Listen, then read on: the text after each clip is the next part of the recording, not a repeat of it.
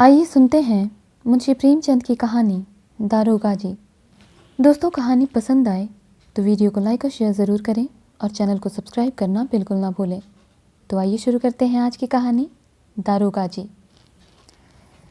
कल शाम को एक ज़रूरत से तांगे पर बैठा हुआ जा ही रहा था कि रास्ते में एक और महाशय तांगे पर आ बैठे। तांगे वाला उन्हें बैठाना तो ना चाहता था, पर इनकार भी ना कर सकता था। अब पुलिस के आदमी से झगड़ा कौन मोल ले। यह साहब किसी थाने के दारोगा थे, एक मुकदमे की पैरवी करने सदर आए थे। मेरी आदत है कि पुलिस वालों से बहुत कम बोलता हूँ। सच पूछिए तो मुझे उनकी सूरत से ही नफरत है। उनके हाथों प्रजा को कितने कष्ट उठाने पड़ते हैं, इसका अनुभव इस जीवन में कई बार कर चुका हूँ।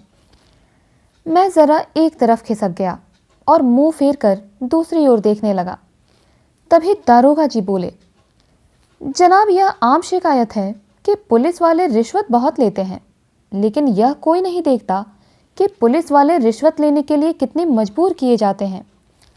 अगर पुलिस वाले रिश्वत लेना बंद कर दें तो मैं हलफ से कहता हूँ कि ये जो बड़े बड़े ऊंची पगड़ियों वाले रईस नजर आते हैं, सब के सब जेल खाने के अंदर बैठे दिखाई दे। अगर हर एक मामले का चालान करने लगे तो दुनिया पुलिस वालों को और भी बदनाम करे। आपको यकीन ना आएगा जनाब, रुपए की थैलियां गले लगाई जाती हैं। हम 1000 इनकार करें, पर चारों तरफ से ऐसे दबाव पड़ते हैं कि लाचार होकर लेना ही पड़ता है।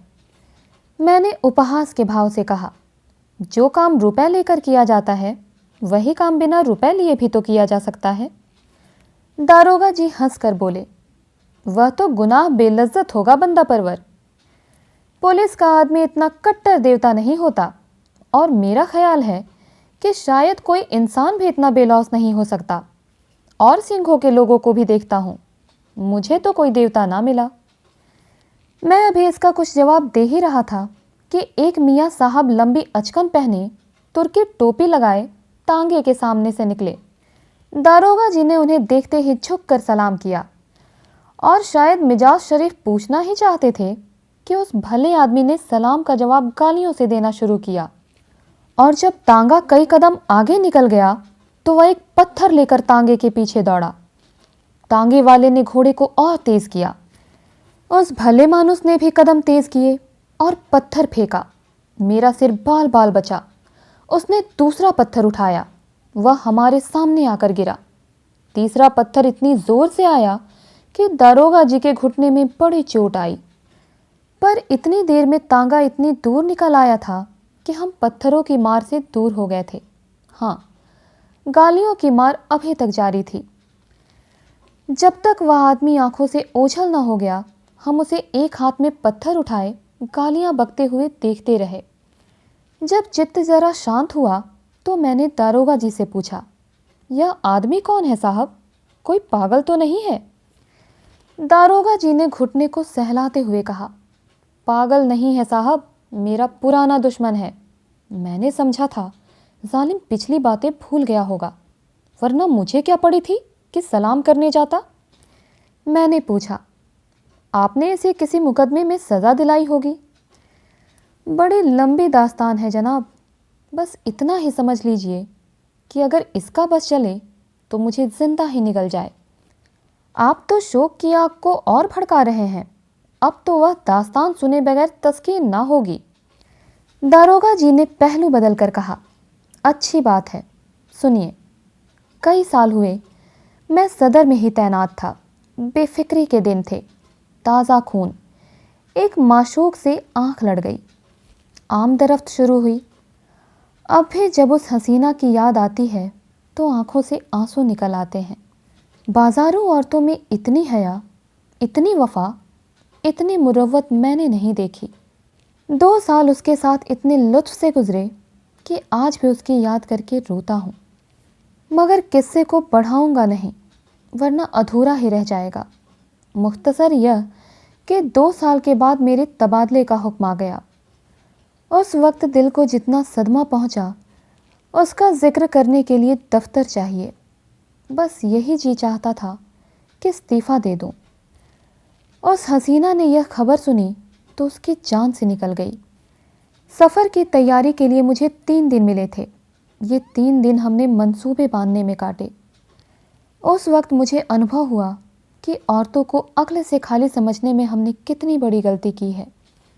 मेरे मंसूबे शेख चिल्ली के से होते थे, कलकत्ते भाग चलें, वहाँ कोई दुकान खोल लें या इसी तरह कोई दूसरी तजवीज़ करता, लेकिन वह यही जवाब देती कि अभी वहाँ जाकर अपना काम करो और जब मकान का बंदोबस्त हो जाए तो मुझे बुला लेना, मैं दौड़ी चली आऊँगी। और आखिर जुदाई की घड़ी भी आ गई। मुझे मालूम होता था कि अब जान ना बचेगी। गाड़ी का वक्त निकला जाता था और मैं उसके पास से उठने का नाम न लेता था, मगर मैं फिर किस्से को तूल देने लगा। खुलासा यह है कि उसे 2-3 दिन में बुलाने का वादा करके रुखसत हुआ, पर अफसोस वे 2-3 दिन कभी ना आए। पहले 10-5 दिन तो अफसरों से मिलने और इलाके की देखभाल में गुजरे। इसके बाद घर से खत आ गया कि तुम्हारी शादी तय हो गई, रुखसत लेकर चले आओ। शादी की खुशी में उस वफा की देवी की मुझे फिक्र ही ना रही। शादी करके महीने भर बाद लौटा तो बीवी साथ थी। रही सही याद भी जाती रही। उसने 1 महीने के बाद एक खत भेजा, पर मैंने उसका जवाब ना दिया। डरता था कि कहीं एक दिन वह आकर सिर पर सवार ना हो जाए, फिर बीवी को मुंह दिखाने लायक भी ना रह जाऊंगा। साल भर के बाद मुझे काम से सदर आना पड़ा। उस वक्त मुझे उस औरत की याद आई। सोचा ज़रा चलकर देखना चाहिए कि किस हालत में है।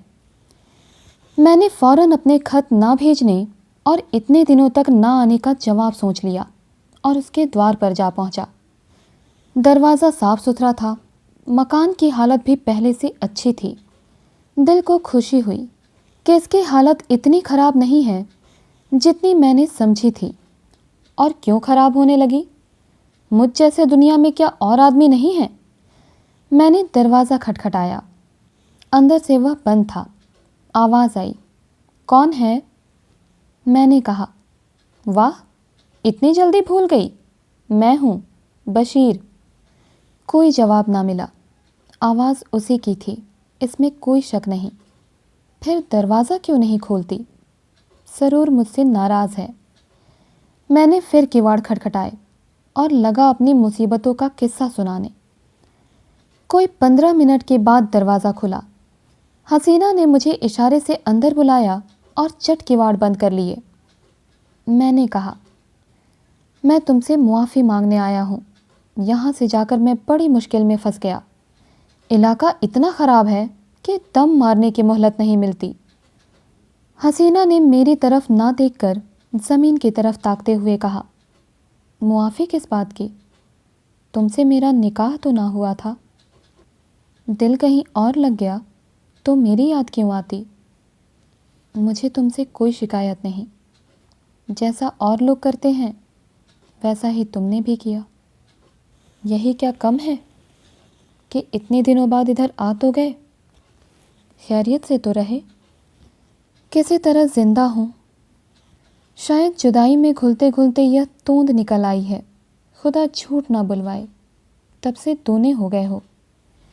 मैंने छींपते हुए कहा, यह सारा बलगम का फिसाद है। भला मैं क्यों मोटा होता? उधर का पानी निहायत बलगमी है।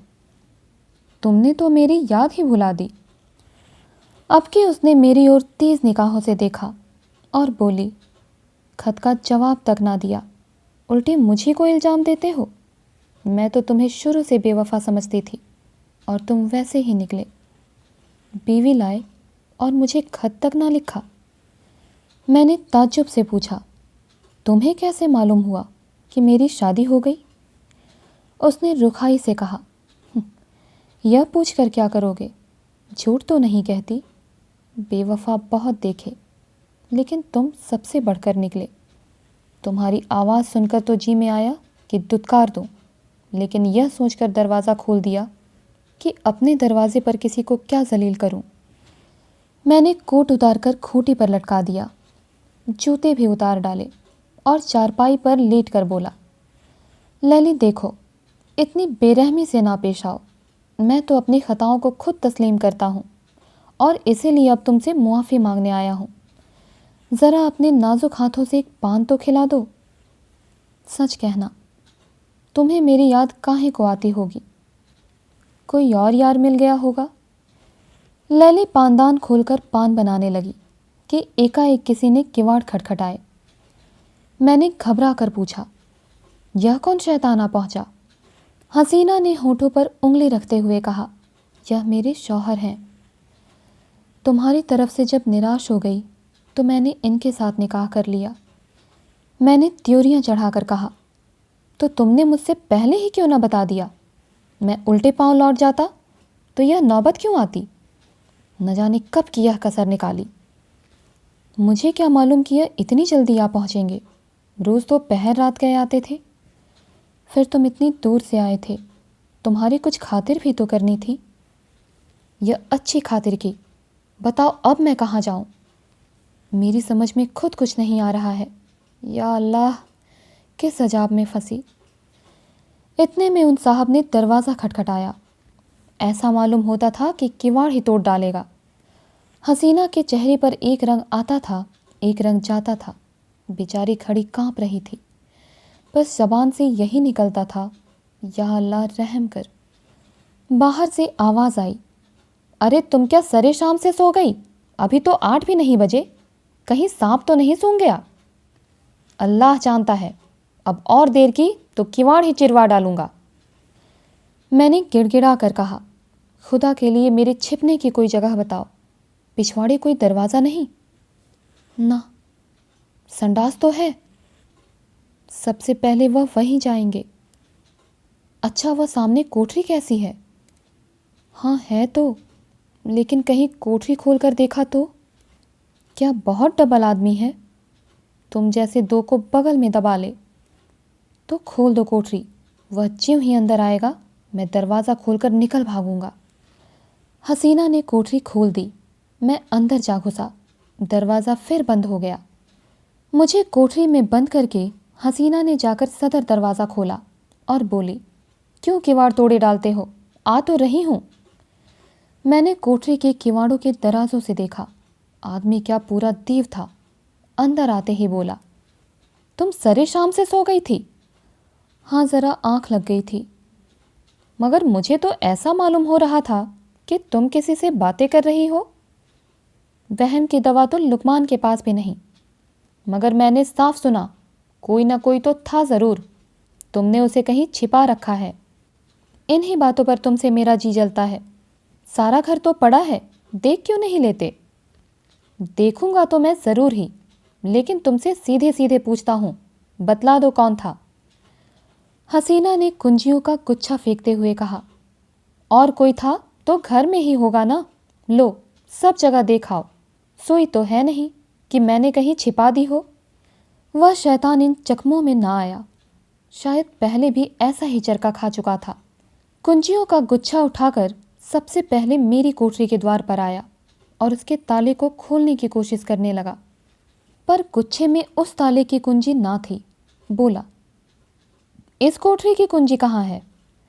हसीना ने बनावटी ताज्जुब से कहा, अरे तो क्या उसमें कोई छिपा बैठा है? वह तो लकड़ियों से भरी पड़ी है। तुम कुंजी तो दो। तुम भी कभी कभी पागलों के से काम करने लगते हो। अंधेरे में कोई सांप बिच्छू निकल आए तो? ना भैया, मैं उसकी कुंजी ना दूंगी। बला से सांप निकल आएगा, अच्छा ही हो निकल आए। इस बेहयाई की जिंदगी से तो मौत ही अच्छी। हसीना ने इधर उधर तलाश करके कहा, न जाने उसकी कुंजी कहाँ रख दी है, ख्याल ही नहीं आता। इस कोठरी में तो मैंने और कभी ताला नहीं देखा। मैं तो रोज़ लगाती हूँ। शायद कभी लगाना भूल गई हूँ तो नहीं कह सकती। तो तुम कुंजी ना दोगी? कहती तो हूँ, इस वक्त नहीं मिल रही है। कहे देता हूँ, कच्चा ही खा जाऊंगा। अब तक तो मैं किसी तरह जब्त किए खड़ा रहा। बार बार अपने ऊपर गुस्सा आ रहा था कि यहाँ क्यों आया। न जाने यह शैतान कैसे पेश आए, कहीं तैश में आकर मार ही न डाले। मेरे हाथों में तो कोई छुरी भी नहीं। या खुदा, अब तू ही मालिक है। दम रोके हुए खड़ा था कि एक पल का भी मौका मिले तो निकल भागूं, लेकिन जब उस मर्दूद ने किवाड़ों को जोर से धमधमाना शुरू किया तब तो रूह ही फना हो गई। इधर उधर निगाह डाली कि किसी कोने में छिपने की जगह है या नहीं। किवाड़ के दराजों से कुछ रोशनी आ रही थी। ऊपर जो निगाह उठाई तो एक मचान सा दिखाई दिया। डूबते को तिनके का सहारा मिल गया। उचक कर चाहता था कि ऊपर चढ़ जाऊं कि मचान पर एक आदमी को बैठे देखकर उस हालत में मेरे मुंह से चीख निकल गई। यह हजरत अचकन पहने घड़ी लगाए एक खूबसूरत साफा बांधे उकड़ू बैठे हुए थे। अब मुझे मालूम हुआ कि मेरे लिए दरवाज़ा खोलने में हसीना ने इतनी देर क्यों की थी। अभी इनको देख ही रहा था कि दरवाजे पर मूसल की चोटें पड़ने लगी। मामूली किवाड़ तो थे ही, 3-4 चोटों में दोनों किवाड़ नीचे आ रहे और वह मरदूद लालटेन लिए कमरे में घुसा। उस वक्त मेरी क्या हालत थी इसका अंदाज़ा आप खुद कर सकते हैं। उसने मुझे देखते ही लालटेन रख दी और मेरी गर्दन पकड़कर बोला, अच्छा आप यहाँ तशरीफ़ रखते हैं, आइए आपकी कुछ खातिर करूं। ऐसे मेहमान रोज़ कहाँ मिलते हैं। यह कहते हुए उसने मेरा एक हाथ पकड़कर इतने ज़ोर से बाहर की तरफ ढकेला कि मैं आंगन में औंधा जा गिरा। उस शैतान की आंखों से अंगारे निकल रहे थे। मालूम होता था उसके होंठ मेरा खून चूसने के लिए बढ़े आ रहे हैं। मैं अभी ज़मीन से उठने भी न पाया था कि वह कसाई एक बड़ा सा तेज छुरा लिए मेरी गर्दन पर आ पहुंचा। मगर जनाब हूँ पुलिस का आदमी, उस वक्त मुझे एक चाल सूझ गई जिसने मेरी जान बचा ली, वरना आज आपके साथ तांगे पर ना बैठा होता। मैंने हाथ जोड़कर कहा, हुजूर मैं बिल्कुल बेकसूर हूँ, मैं तो मीर साहब के साथ आया था। उसने गरज कर पूछा, कौन मीर साहब? मैंने जी कड़ा करके कहा, वही जो मचान पर बैठे हुए हैं। मैं तो हुजूर का गुलाम ठहरा, जहाँ हुक्म पाऊंगा उनके साथ जाऊंगा, इसमें मेरी क्या खता है। अच्छा, तो कोई मीर साहब मचान पर भी तशरीफ़ रखते हैं? उसने मेरा हाथ पकड़ लिया और कोठरी में जाकर मचान पर देखा। वह हजरत सिमटे सिमटाए भीगी बिल्ली बने बैठे थे। चेहरा ऐसा पीला पड़ गया था जैसे बदन में जान ही नहीं। उसने उनका हाथ पकड़कर एक झटका दिया तो आप ही आप थम से नीचे आ रहे। उनका ठाठ देखकर अब इसमें कोई शुबा ना रहा कि वह मेरे मालिक हैं। उनकी सूरत देखकर उस वक्त तरस के साथ हंसी आती थी। तू कौन है बे? जी मेरा मकान, यह आदमी छूटा है, यह मेरा नौकर नहीं है। तू यहाँ क्या करने आया था? मुझे यही बदमाश धोखा देकर लाया था। उसने मेरी तरफ देखकर कहा, यह क्यों नहीं कहता कि मज़े उड़ाने आया था? दूसरों पर इल्ज़ाम रखकर अपनी जान बचाना चाहता है। सूअर, ले तू भी क्या समझेगा कि किसके पाले पड़ा था। यह कहकर उसने उसी तेज छुरे से उन साहब की नाक काट ली। मैं मौका पाकर बेतहाशा भागा। इसके बाद उन दोनों में कैसी छनी, हसीना के सिर पर क्या आफत आई, इसकी मुझे कुछ खबर नहीं। मैं तब से 20 बार सदर आ चुका हूँ, पर उधर भूल कर भी नहीं गया। यह पत्थर फेंकने वाले हजरत वही हैं जिनकी नाक कटी थी। आज न जाने कहाँ से दिखाई पड़ गए और मेरी शामत आई कि उन्हें सलाम कर बैठा। आपने उनकी नाक की तरफ शायद ख्याल नहीं किया। मुझे अब ख्याल आया कि उस आदमी की नाक कुछ चिपटी थी। बोला, हाँ नाक कुछ चिपटी तो थी, मगर आपने उस गरीब को बुरा चरका दिया। और करता ही क्या, ज़रूर दबा लेते, मगर चोर का दिल आधा होता है। उस वक्त अपनी अपनी पड़ी थी कि मुकाबला करने की सूझती। कहीं उस रमझल्ले में धर लिया जाता तो आबरू अलग जाती और नौकरी से अलग हाथ धोता। मगर अब इस आदमी से होशियार रहना पड़ेगा। इतने में चौक आ गया और हम दोनों ने अपनी अपनी राह ली। तो दोस्तों, उम्मीद करती हूँ कहानी आपको पसंद आई होगी। इसी प्रकार की और कहानियों के लिए हमारे साथ जुड़े रहें। मिलती हूँ अगली कहानी के साथ, तब तक के लिए धन्यवाद।